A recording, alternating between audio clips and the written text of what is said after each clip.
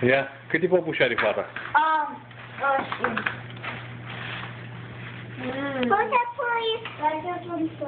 Poți apoi papu cu mama. Câte păpuși are fata acolo? Alea toate de la mamaia Costi și aia de la mamaia Veronica? Da. Câte păpuși are? Păi să ne număresc. Uite, să nu mai postăm pe aici. Să nu punem acolo. Ia mă să te văd cu tricoul, ia. Wow, ce tricou are aici. Messi. De 10. De 10?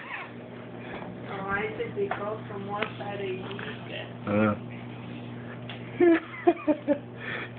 Sunt multe cadouri pentru fete și băieți? Ha? Da. Mie m-a dus multe. Da. Și care ți-a mai adus ție? Ia de acolo alea de colorat. Ia arată-le. Este o carte. Ha? Ei, o să mai... Ami, lasă-ne să la cioc, mă joc. Faci tot colorezi. Aia e a lui Carly, ia-o de acolo. Așa. Astea sunt... uite cât mai e de la mamaia Costi ceva, ia uite. Ce-i asta? Ia uite, este un puzzle cu prințesii. Palu? Am o nou, acum o nou văd făcutele. Ia. Am 1, 2, 3, 4, 5, 6, 7. Ok. Vezi câte de multe păpuși ai? Ia. Asta cu ce? Haide, mă, așa ai vrut tu? Vezi, ți-a luat toate cu Argentina? Ați păpuleți, da. Astea sunt eugenii.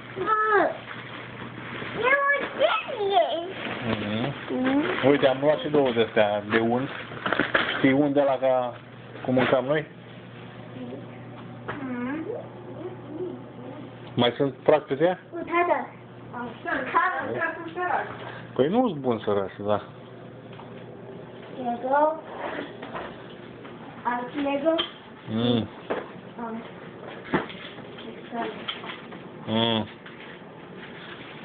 Ești șefii? Da. Alea sunt glucoze pentru fată.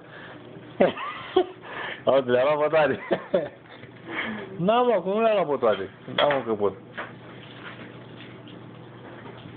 Ce crezi tu? Asta pentru Lica. Da, ok, ok.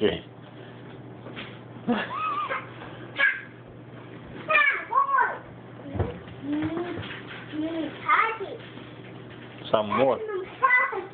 Îți plac toate? Ha? Da. Da? Care îți plac cel mai mult? Ia arată inelul lui mama, ia să vadă mama aia la deget aici, ia. Vai tu, inelul fetii. Îmi place păpușile. Ok. Hai, vă jucați aici că tati duce până sus. Ok. Ok?